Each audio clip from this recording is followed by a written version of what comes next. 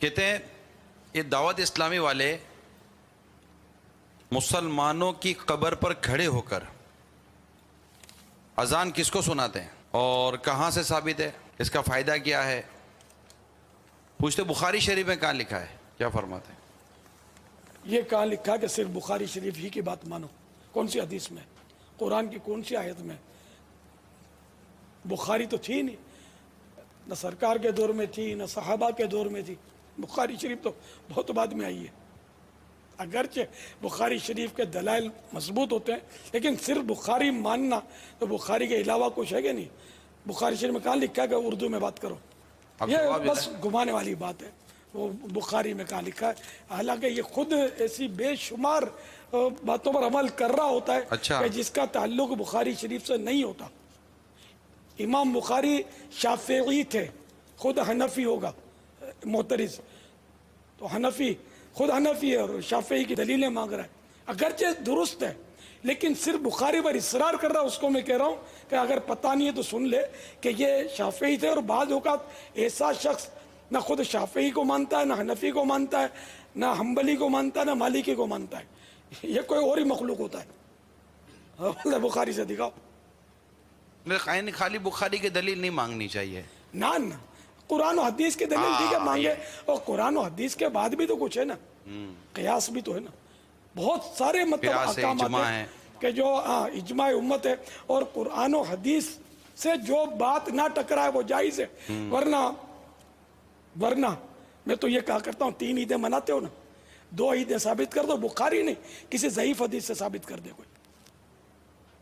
3 عیدیں، عید باسی عید، تیر باسی عید. تمہاری عید باسی ہوتی ہوگی، میری عید تو تازہ ہے. باسی عید ثابت کرو، تیر باسی عید ثابت کرو، دوسری عید ثابت کرو، تیسری عید ثابت کرو. یعنی عید میلاد النبی کس نے منائی؟ میں نے منائی. اچھا دوسری اور تیسری عید کس نے منائی؟ تم نے منائی. اب تم مناؤ تو صحیح ہے. میں اگر عشق رسول میں ڈوب کر مناؤں تو مجھ سے ثبوت مانگا جائے کہ بخاری میں کہاں ہے. کیا ایسا تو نہیں کرو. اپنی بریانی ثابت کرو بخاری سے، پراٹھے قورمے ثابت کرو، پیزے ثابت کرو. سب ہضم ہے. کھانا ثابت تو ہے نا. تو کیا کیا کھانا ثابت ہے؟ جو کی روٹی ثابت ہے. کھانا ثابت ہے تو اب اس کے علاوہ جو بھی حلال و طیب اور شریعت نے جس کو منع نہیں کیا تو وہ کھانا جائز ہو گیا نا. تو اسی طرح شریعت نے اذان قبر کا منع نہیں کیا تو جائز ہو گیا. یہ زمین ٹھیکے پر دے سکتے ہیں. بہن نے پوچھا کہ کیا قبر پر اذان دینا شرعاً جائز ہے؟ دیکھیے نبی کریم صلی اللہ علیہ وسلم سے ثابت تو نہیں ہے کہ باقاعدہ کوئی اذان دی گئی ہو، لیکن میرے آقا صلی اللہ علیہ وسلم سے ذکر الہی کرنا، قبر کے پاس ذکر الہی کرنا اور اس کے بعد یہ فرمانا کہ میرے ذکر کی برکت سے قبر کشادہ کر دی گئی ہے، یہ ثابت ہے. تو اگر وہاں پر کوئی اذان کو ذکر کی نیت سے دیتا ہے تو اس میں کوئی حرج نہیں ہے. جیسے بچے کے کان میں اذان دینا یہ ذکر کے طور پر ہوتی ہے تاکہ بچے کے کان میں اللہ سماعتوں سے اللہ تعالیٰ کا نام ٹکرائے تو برکت پیدا ہو. اسی طریقے سے برکت کے حصول کے لیے اگر کوئی قبر پہ کھڑے ہو کر اذان دیتا ہے تو کوئی حرج نہیں ہے. اسی طریقے سے تیز آندھی طوفان میں بھی فقہاء نے اذان دینے کی اجازت مرحمت فرمائی ہے. ایک مرتبہ حضرت علی رضی اللہ تعالیٰ عنہ کچھ غمگین سے بیٹھے تھے. نبی کریم صلی اللہ علیہ وسلم نے ارشاد فرمایا کہ ان کے کان میں اذان دو کیونکہ اذان غم کو دور کر دیتی ہے. ایک روایت میں رحمت کونین صلی اللہ علیہ وسلم نے فرمایا کہ جب اذان دی جاتی ہے تو جہاں تک اس کی آواز جاتی ہے شیطان دور بھاگ جاتا ہے. اس لیے فقہاء نے لکھا ہے کہ بہتر ہے کہ اذان دے دی جائے کہ مردہ غم میں بھی ہوتا ہے، پریشانی میں ہوتا ہے، شیطان بھی اس کو بہکانے کے لیے آ سکتا ہے. اذان دی جائے گی تو شیطان بھی بھاگ جائے گا، غم بھی دور ہوں گے اور مردہ راحت محسوس کرے گا. اس نیت کے ساتھ کوئی دینا چاہے اس کو روکا نہ جائے. کوئی نہیں دے رہا تو زبردستی بھی نہ کی جائے. یہ ایک امر مستحب ہے، کرنا چاہیں گے ٹھیک، نہیں کرنا چاہیں کوئی فرضیہ واجب نہیں ہے.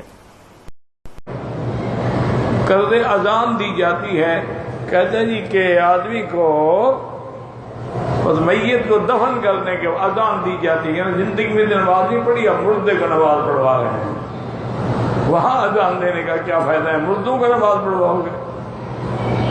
بالکل بدعت ہے. مٹھائی بھی تقسیم کرتے ہیں ماشاءاللہ، جان چھٹی پر گیا نہیں. مٹھائی تو عام طور پہ خوشی پہ تقسیم ہوتی ہے نا. وہ شیویہ تقسیم کرتے ہوں گے کہ جان چھوٹی مر گیا، اس کی جائیداد پہ قبضہ کریں گے، اس کی بیوی سے شادی کریں گے۔ ہاں یہ دنیا اسی کا نام ہے نا۔ ایک دفعہ حضرت علی رضی اللہ تعالی عنہ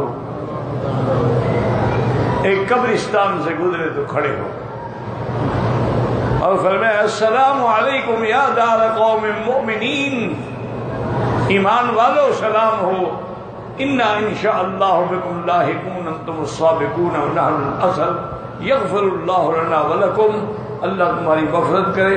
اور اس کے بعد فرمایا کہ یا اہل القبور نساؤکم زوجت، اور تمہاری بیویاں آپ کسی اور سے شادی کر کے اس کے بستر پہ سوئی ہوئی ہیں،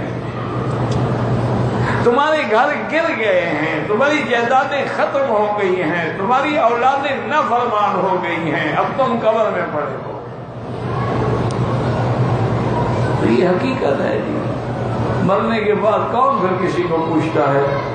بلکہ اولاد ہو، بیٹا ہو، بیٹی ہو، ماں باپ ہو، میت کو گھر میں رکھتے ہوئے جلدی کا بھائی سنت یہی ہے کہ جلدی کرو، اس میں حکمت ہے کہ وہ رکھو گے تو بدبو پھیل جائے گی۔ انسان کیا ہے، وہ تو جیفا ہے نا، جب تک سانس چل رہا ہے تو ٹھیک ہے نا، سانس نکلنے کی دیر بدبو پھیلنا شروع ہو جائے۔ یہ تو انسان کی قیمت ہے۔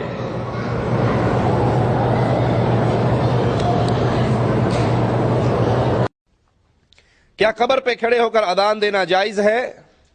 کسی صحیح حدیث سے قبر پہ کھڑے ہو کے اذان دینا محمد کریم صلی اللہ علیہ وسلم کی حدیث کے مطابق ہمیں علم نہیں کہ کوئی صحیح حدیث ہو جس میں اللہ کے نبی نے یہ تعلیم دی ہو، صحابہ کرام نے یہ عمل کیا ہو۔ یہ بدعت ہے جو لوگوں نے بنا لی ہے۔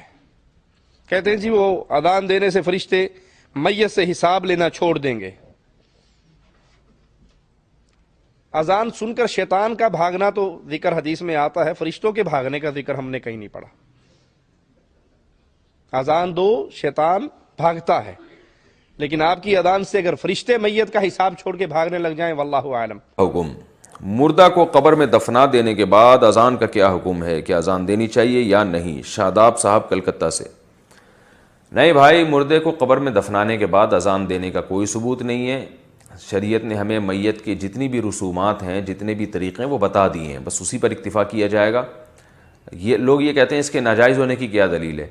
تو بھائی پھر نماز بھی پڑھ لیں قبر پہ، پھر جو ہے اور بھی اعمال شروع کر دیں اور یہی کہیں کہ اس کے ناجائز ہونے کی کیا دلیل ہے۔ تو یہ جو مخصوص عمل ہمیں شریعت نے بتائے ہیں تو اس میں جائز ہونے کی دلیل چاہیے ہوتی ہے، ناجائز کی دلیل نہیں چاہیے ہوتی۔ ہمیں شریعت نے بتایا میت کو غسل دیں تو شریعت نے بتایا ہے تو ہم غسل دیں گے، نہیں بتاتی شریعت تو ہم غسل نہیں دیتے۔ شریعت نے کہا کفن دیں اور یہ اس طرح سے کفن ہونا چاہیے تو ہمیں شریعت نے بتایا تو ہم اس طرح سے کفن دیں گے۔ شریعت نہیں بتاتی تو ہم اسی لباس میں دفن کر دیتے۔ تو جتنا شریعت نے بتا دیا کفن دفن کے معاملات میں اسی کو فالو کیا جائے گا، اپنی طرف سے آپ اس میں زیادتی نہیں کر سکتے۔ اپنا ایک سوال پوچھنا سی، پوچھا کرے نا، جب بات شروع کرے فوراً سوال کر دیا کرے، اتنی لمبی تمہید کی سوال یہ تھا کہ اگر کوئی وفات پا جائے تو اس کی قبر پہ یہ جو اذان دیتے ہیں یہ ٹھیک ہے یا نہیں؟ قبر پر اذان دینا، قبر پر جو اذان دیتے ہیں نا ان سے ہی پوچھنا چاہیے کہ اللہ کے بندو، جب رسول اللہ صلی اللہ علیہ وسلم ہمیں دین بتانے کے لیے آئے تھے، ان کے زمانے میں لوگ فوت بھی ہوئے، آپ اپنے مرنے والوں کے لیے خیر خواہی بھی کرتے، دعائیں کرتے، قبر پر جا کر آپ نے حتیٰ کے جنازے پڑے جن کے رہ گئے تھے۔ اگر یہ کوئی نیک کام ہوتا، اذان بھی آپ نے سکھائی ہے، صحابہ بھی دین کو جانتے تھے، اگر اس زمانے میں میرے بھائی کسی نے دی ہے، قبر بنی اس پر پھر کسی نے اذان کہی ہے، رسول اللہ علیہ صحابہ نے، چلو چار ائمہ ہی اہل سنت کے کسی نے کہی تو بے شک آپ کہیں، اور اگر یہاں کوئی اس کا وجود نہیں ملتا تو میں آپ کیا کہوں گی ٹھیک ہے نہ ٹھیک ہے۔ آپ بھی سمجھتے ہیں کہ دین کی بات ہوتی تو وہ لوگ اس سے بے خبر رہتے، وہ نہ کرتے۔ یہ بالکل غلط اور بے بنیاد بات، بدعت ہے۔ ہاں، اور جب پوچھیں جی قبر پہ اذان کیوں دیتے ہیں، وہ کہتے ہیں جی وہ مردے سے سوال ہونے ہیں نا، تو اذان کے اندر سوالات کے جوابات ہیں، اور بلکہ اس سے ایک سٹیپ جو آگے جاتے ہیں نا، وہ قبر پہ وہ شہادت کی انگلی رکھ کے نا پھر تلقین بھی کرتے ہیں۔ وہ ڈاکٹر طاہر القادری صاحب کی بھی ایک ویڈیو عام ہوئی تھی نا، پڑھ بیٹا پڑھ، تنویر بیٹا، وہ تلقین ابھر کے لوگوں کہتے ہیں آپ سائڈ پہ ہو جاؤ، فرشتے آنے لگے سوال کے لیے، تو سر تسی تو اتھے ہی ہو، ٹھیک ہے۔ تو یہ کہاں پہ لکھی ہوئی ہے؟ اور یہ میں آپ کو بتاؤں یہ اذانیں بھی جو ہیں وہ باپا جانی نے شروع کروائی ہیں، زیادہ انہوں نے چونکہ ان کی پوری دنیا کے اندر ایک ویورشپ ہے. میرے ایکس مرشد بھی ہیں, میں ان کی بڑی عزت کرتا ہوں, لیکن یہ جو انہوں نے کام ڈالا ہے یہ تو بالکل کتاب و سنت کے منافی ہے. تو یہ مدنی چینل کے اوپر الیاس قادری صاحب حافظہ اللہ تعالی من الجنت والناس, اللہ ان کی حفاظت کرے جنوں سے بھی اور انسانوں سے بھی, شریر جن اور انسانوں سے, یہ انہوں نے بیسیکلی پروپیگیٹ کیا, بلکہ انہوں نے وہ خود اذان دی ہے اور اس کے بعد انہوں نے ایک سلسلہ 10 بجے رات کو اذان ہوگا, پوری دنیا میں جو ان کے فالوورز ہیں انہوں نے شروع کیا. پھر ظاہر ہے ایک بہت بڑا مکتبہ فکر ہے, ظاہر ہے ہر جگہ موجود ہے بریلوی مکتبہ فکر, تو وہ انہوں نے اس سے لینا شروع کر دیا. تو قبر پہ بھی, اور یہ قبر پہ بھی اذان دیتے ہیں, الیاس قادری صاحب بھی, ڈاکٹر طاہر القادری صاحب بھی, اور وہ کہتے ہیں بزرگ لکھ کے ہیں کہ جی وہ آپ نے تلقین کرنی ہے کیونکہ اس کو سوالوں کے جواب نہیں آ رہے ہوں گے. تو ہم یہ پوچھتے ہیں میرے بھائیوں کہ یہ آپ لوگ تلقین والی باتیں تو لیتے ہیں کہ جی ہم نے کرنی ہے بزرگوں سے, اس کی جو اصل ہے وہ تو بس اتنی ہے سنن نبی داؤد کے اندر کہ نبی صلی اللہ علیہ وآلہ وسلم نے فرمایا کہ جب تم اپنے بھائی کو دفنا چکو تو اس کی قبر پہ کھڑے ہو کر قبر کے سوالات کی استقامت کے لیے اس کے لیے دعا کرو. بس اتنا تھا. اگر نبی علیہ السلام نے یہ قبر کے اوپر اذان تعلیم فرمانی ہوتی یا یہ انگلی رکھ کے تلقین کرنی ہوتی تو آپ علیہ السلام ساتھ ہی تعلیم فرما دیتے. اچھا, ہر چیز کی کوئی نہ کوئی اثر موجود ہے. انہوں نے آگے خود سے نا وہ صفرے لگا کے نا, ایک آتا ہے وہ 10 کو 100 بناتا ہے, ایک کہتا ہے جی میری طرفوں بھی لا لو, اڑتے عوام کہتی ہے ساڈا بھی چلا لو, تو کرتے کرتے ملینز میں وہ اس چیز کو پہنچا دیتے ہیں. حالانکہ اس کی اصل صرف اتنی تھی. ابو داؤد میں حدیث ہے کہ جب اپنے بھائی کو دفنا چکو تو اس کی قبر پہ کھڑے ہو کے اس کے لیے دعا کرو کہ اب اس سے قبر میں سوالات کیے جائیں گے, ان سوالات میں اسے استقامت ملے. اس کے لیے اذان دینے والا مشورہ انہوں نے خود سے ایجاد کیا. ہم تو مطلب ان کو پیار محبت سے سمجھا ہی سکتے ہیں. اور علمی طور پہ یہ جو اکثر پوچھتے ہیں نا کہ جی وہ منع کہاں ہے, اس کا میں نے اینٹی وینم تو جواب دے دیا کہ وہ تو عید کی بھی منع نہیں ہے. اب علمی جواب بھی لیں کہ ایک جملے سے نبی علیہ السلام نے ساری چیزیں منع کر دی ہیں. صحیح مسلم میں 2005 نمبر حدیث ہے, امام جعفر علیہ السلام نے امام باقر علیہ السلام سے اور انہوں نے جابر بن عبداللہ رضی اللہ تعالیٰ عنہ علیہ السلام سے روایت کیا ہے کہ نبی علیہ السلام جب کبھی بھی کوئی خطبہ دیتے تو آپ کہتے اما بعد فإن خیر الحدیث کتاب اللہ, آگاہ ہو جاؤ کہ سب سے بہترین کلام اللہ کی کتاب ہے اور سب سے ہدایت یافتہ راستہ محمد صلی اللہ علیہ وآلہ وسلم کا ہے. وخیر الہدی ہدی محمد صلی اللہ علیہ وآلہ وسلم وشر الامور محدثاتها وکل محدثۃ بدعہ وکل بدعۃ ضلالہ وکل ضلالۃ فی النار. کچھ الفاظ ابو داؤد ترمذی میں ہیں, مشکات میں کمبائنڈ فارم میں بھی آپ کو مل جائیں گے, مین الفاظ مسلم شریف میں کہ آگاہ ہو جاؤ سب سے بہترین کلام اللہ کی کتاب ہے, سب سے ہدایت یافتہ راستہ محمد صلی اللہ علیہ وآلہ وسلم کا ہے. بدترین کام وہ ہیں جو دین میں خود سے جاری کر دیے جائیں, اور یہ تمام کام بدعتیں ہیں, تمام بدعتیں گمراہیاں ہیں, اور تمام گمراہیاں دوزخ میں لے جانے والی.